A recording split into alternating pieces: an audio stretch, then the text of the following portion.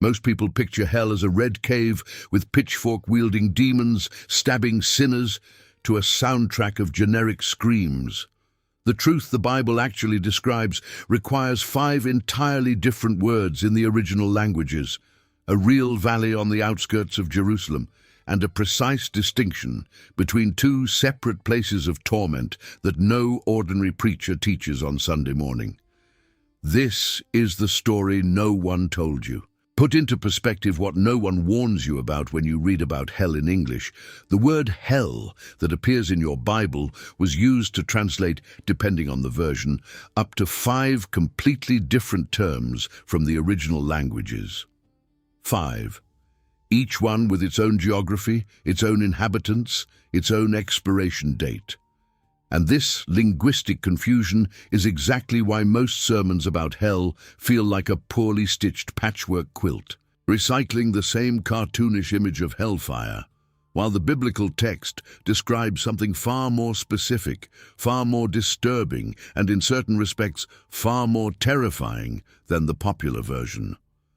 There are 7 specific things the sacred text actually states about hell that for theological, cultural, or simple discomfort reasons rarely make it past the pulpit. Each one of them will appear here with chapter and verse, with historical context, and with the archaeological detail that makes it real. Follow the process of discovery, because what comes next completely changes how you read the Gospels. The first thing no one preaches is that the word hell in English blends without warning 5 distinct realities. In the Hebrew of the Old Testament, there is the term Sheol, cited 65 times throughout the text. Sheol is not the traditional Christian hell. It is the realm of the dead, a kind of collective shelter where, according to ancient Hebrew thought, everyone descended after death, righteous and unrighteous alike.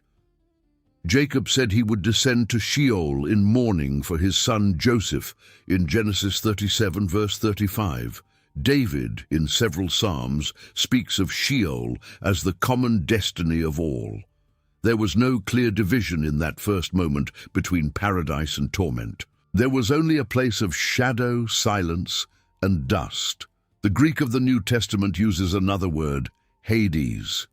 It appears 10 times in the Greek scriptures. It is the Hellenic equivalent of Sheol, but with a significant development. When Jesus tells the parable of the rich man and Lazarus in Luke 16, verses 19 through 31, Hades appears divided into 2 compartments, a side of comfort, called the bosom of Abraham, and a side of torment, separated by a great impassable chasm. The rich man in flames sees Lazarus from a distance. He asks for a single drop of water. He receives a refusal. This scene is not symbolic to any Jewish reader of the first century. It is a description of concrete spiritual geography. The third word is Gehenna. It appears 12 times in the Gospels, almost always spoken by Jesus himself. And here enters the second piece of information no one told you. Gehenna is not an abstract concept. It is a physical place, real, with geographic coordinates you can visit today. The Valley of Hinnom, to the south of Jerusalem, roughly 2.5 kilometers long. In the time of the Old Testament, it was the site where apostate kings sacrificed children to the god Moloch, burning them alive, as recorded in 2 Kings 23. In verse 10, King Josiah, during his religious reform around the year 620 before Christ, desecrated the location so that it could never again be used for pagan worship. Over time, the valley became the permanent garbage dump of Jerusalem. There, the corpses of criminals were discarded, along with animal remains and all the refuse of the city. Fires burned day and night to consume the waste. Worms proliferated in the decomposing flesh.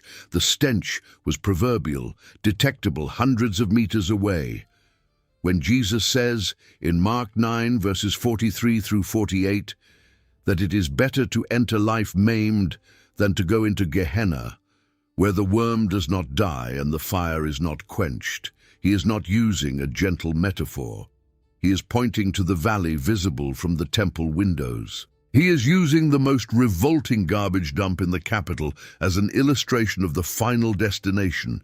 Every listener knew exactly what that place smelled like. Every listener knew exactly what the sound of eternal fire meant there.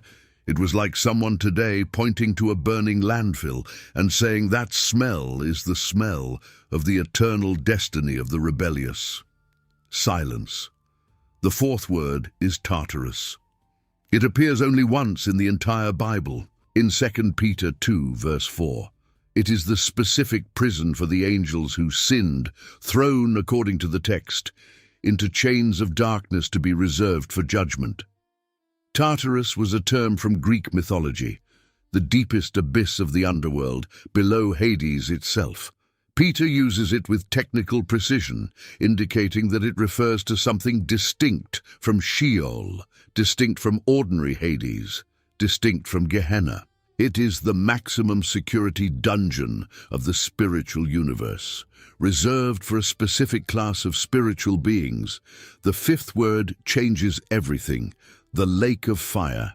It appears in Revelation 20, verses 10, 14, and 15, and again in Revelation 21, verse 8. And here is the second piece of information that virtually no modern preaching develops with the clarity the text demands.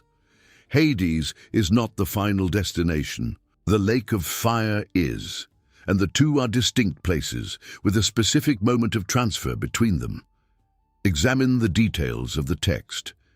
In Revelation 20, verse 14, there is a phrase devastating in its precision.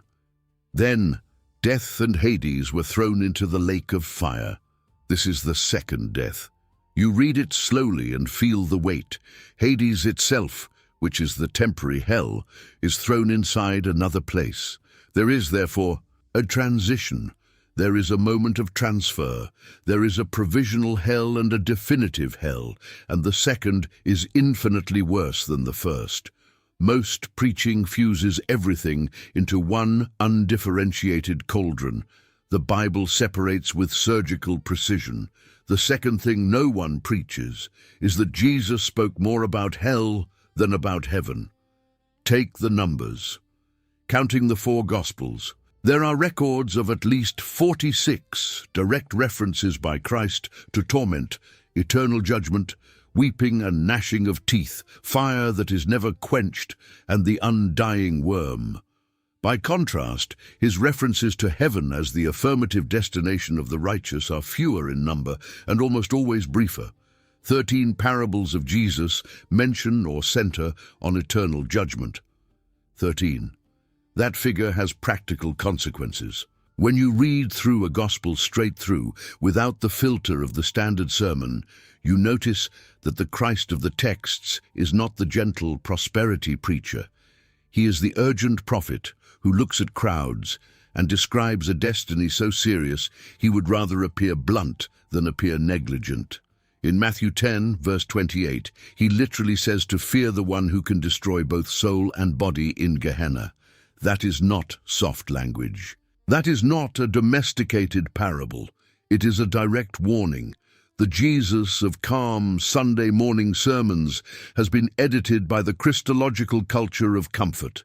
The Jesus of the biblical text spoke about eternal fire with a frequency that embarrasses modern homiletics. And that is still not the most disturbing part. The third thing no one preaches is the detail of full consciousness. Return to the parable of the rich man and Lazarus in Luke 16. Read it with technical attention. The rich man in Hades is in torment. He sees, he hears, he remembers, he reasons, he pleads, he worries about his 5 brothers who are still alive. 5. He has enough memory to recognize Lazarus, the beggar who used to sit at the gate of his house, and he identifies Abraham from a distance without ever having met him in life. Measure the weight of this. Popular doctrine in various circles proposes a hell where the condemned lose consciousness or where they are reduced to nothing through annihilation. The biblical text, however, shows the opposite. The rich man has full awareness of time, of physical pain, of the past, of the present, of spiritual geography, and even of the impossibility of sending a warning to those he left behind. He is more conscious in torment than many people are in life. This detail is rarely developed from the pulpit because it is brutal, because it forces the church to confront its audience with an image that no modern ecclesiastical marketing wants to face. The possibility that the fate of the lost involves intact memory, recollection of every ignored opportunity, the capacity to recognize familiar people, and the total impossibility of changing the situation. Memory, lucidity, no reversal. The heavy phrase of Jesus in Mark 9 verse 48 echoes again here. The worm does not die. The fire is not quenched. The technical translation of the Greek verb used, spenitai, points to continuous, uninterrupted action, with no indication of conclusion. The original language is uncomfortable precisely because it was designed to be uncomfortable. The fourth thing no one preaches is that there are distinct degrees of punishment. The popular notion of hell treats it as one size fits all, as though every condemned person suffers identically. The biblical text refutes this multiple times. In Matthew 11, verses 21 through 24, Jesus says, "It will be more tolerable for Sodom and Gomorrah than for Capernaum on the day of judgment." More tolerable. That means there is a scale. There is variation. There is measure. In Luke 12, verses 47 and 48, the doctrine appears even more explicit. The servant who knows the master's will and does not do it will receive many blows. The servant who does not know the will and acts wrongly will receive few blows. The Greek word for blows is pledge, meaning strike, wound, mark. There exists, therefore, a calculated proportionality between the knowledge a person received and the severity of the judgment they face. Consider the scenario and its implication. If you heard the gospel 1,000 times, read the Bible repeatedly, attended church for 30 years, and still consciously rejected it, your final condition, according to the text, is more severe than that of someone who lived in an isolated tribe and never once heard the name of Christ. There is differentiated responsibility. There is specific weight attached to the amount of light you received. Hebrews 10, verses 26 and 27 reinforces the point with cutting terms.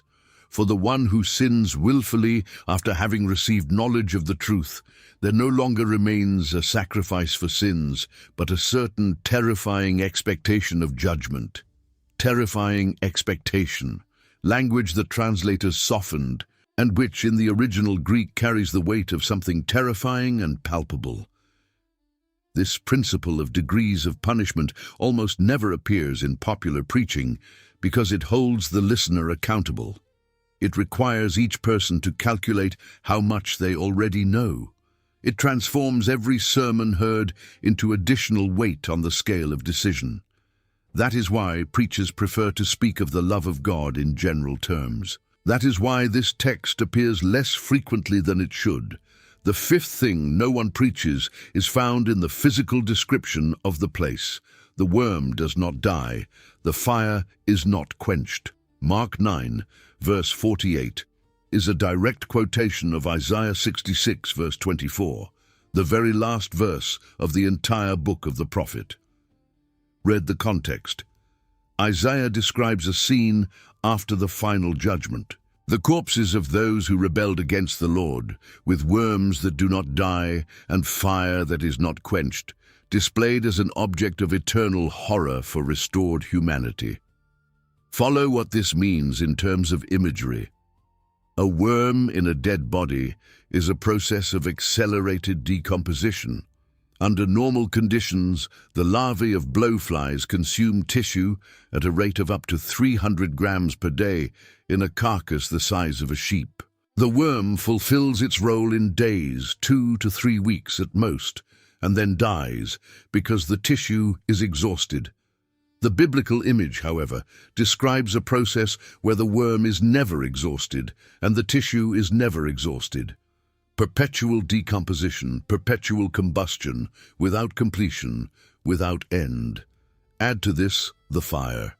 In any natural flame, combustion depends on finite fuel. It burns until the material runs out. A modern industrial furnace can maintain 1200 degrees for tens of hours, but it requires a continuous supply of gas.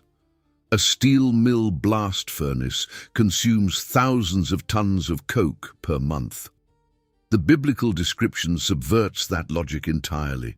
The fire is not quenched, not because someone continuously feeds it, but because the very nature of that place is the continuation of burning without final consumption. Matthew 25, verse 41, adds a detail that few sermons elaborate on. Jesus says, "The eternal fire was prepared for the devil and his angels."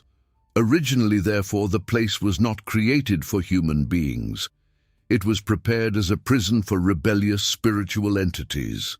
The entry of human beings there is described by Christ himself as tragic irony, someone willingly going to a place designed for an entirely different category of creature. Consider the perspective. It is like a person walking voluntarily into a cell built to contain a carnivorous beast. The spiritual penal system of the Bible depicts this with a clarity that disturbs. The sixth thing no one preaches is the description of torment as a public event. Revelation 14 verses 10 and 11 describes scenes where the smoke of their torment rises forever and ever, and where those tormented have no rest, day or night. The Greek text uses iais ionas ionon, a phrase that appears 12 times in the book of Revelation and carries the meaning of duration without measurable end. Even more disturbing is that the same verse states this torment happens in the presence of the holy angels and of the Lamb. Presence, visibility. It is not torment hidden in a dark room. It is torment that is known, acknowledged, and occurs within the cosmic horizon of the new creation. This portion rarely appears in sermons because it assaults the sensibilities of the modern listener. The 21st century Christian wants a discreet hell, hidden away, out of sight. The biblical text describes something far more uncomfortable than that. Add now the passage of Isaiah 66, verse 24, which was already cited. The restored righteous go out and see the corpses of those who rebelled. They go out and see. A verb of movement and a verb of sight. The image is not of a closed curtain. It is of final exposure. This detail raises complex theological questions that many preachers prefer to avoid. How to live with the knowledge that loved ones may be among those tormented. How to understand a celestial joy that coexists with visible torment. The theological tradition offers various answers, but the point here is not to resolve the dilemma. It is to recognize that the text makes the assertion with clarity, and that this clarity has been softened in almost all popular preaching of the last 50 years. The seventh and final thing no one preaches is found in the most terrifying sentence Jesus ever spoke on the subject. Matthew 25, verse 41. "Depart from me, you who are cursed, into the eternal fire prepared for the devil and his angels." Read that sentence in slow motion. Every word carries weight. "Depart from me" is explicit expulsion from the presence of Christ. "Cursed" is the designation opposite to blessed, the category of verse 34. Eternal fire describes duration. Prepared indicates prior creation planning, a decision made in advance. This verse has never been softened by any serious translation. It remains uncomfortable in every version, and many modern pulpits avoid it precisely for that reason, because it places Christ, the same Christ of the sermons, about infinite kindness, pronouncing a direct sentence, and because it describes, in a single phrase, the essence of what hell is, definitive separation from the presence of the one who is the source of all good. Place this in layers. The worst part of the torment, according to historical Christian theology, is not the fire. It is not the worm. It is not the intact memory. It is what the theologians of an earlier age called poena damni, the penalty of loss, the definitive deprivation of the vision of God, separation, departed, cast outside. Think about the complete picture. 5 words in the original. Gehenna as the real garbage dump of the Valley of Hinnom. Full consciousness of the tormented. Distinct degrees of punishment according to the light received. The undying worm and the unquenchable fire. The public visibility of torment, definitive separation from the divine presence. 7 elements the sacred text states with clarity and that rarely appear together in a single Sunday sermon. There is a cultural reason for this silence. The popular theology of the last 50 years preferred to emphasize love without mentioning judgment, prosperity without mentioning consequence, spiritual self-help without mentioning eternal destiny. Hell became a homiletic taboo. The preachers who still mention it frequently do so as a generic threat without the textual detail that the subject demands. This comes at a cost. When you remove judgment from the narrative, you also remove the urgency of grace. If there is no terrible destiny to avoid, salvation becomes merely life improvement. If there is no possible eternal separation, the cross becomes merely a moral example. The theology of redemption loses weight in the exact proportion that the theology of judgment is silenced. Calculate the magnitude of the quiet cost of this silence. Entire generations formed on a domesticated version of Christianity. Pulpits occupied by motivational messages, churches growing in numbers but losing the tone of seriousness that marked the preachers of the early centuries. Cyprian of Carthage in the 3rd century, Tertullian in the 2nd, John Chrysostom in the 4th, and Augustine of Hippo in the 5th. All of them preached about hell with constant textual detail. Jonathan Edwards in the 18th century made the pews of Northampton tremble with the sermon Sinners in the Hands of an Angry God, delivered on July 8, 1741. Charles Spurgeon in the 19th century was the most listened to preacher in London, in part because he did not retreat from the subject. That tradition was lost, not because the texts changed. The texts are still there, intact. What changed was the taste of the audience. What changed was the courage of preachers. What changed was the expectation of the congregation. And the result is what you live with today. You can spend 30 years inside an average evangelical church and hear 100 sermons about life purpose, 50 about relationships, 40 about finances, 20 about depression, and perhaps 3 about hell.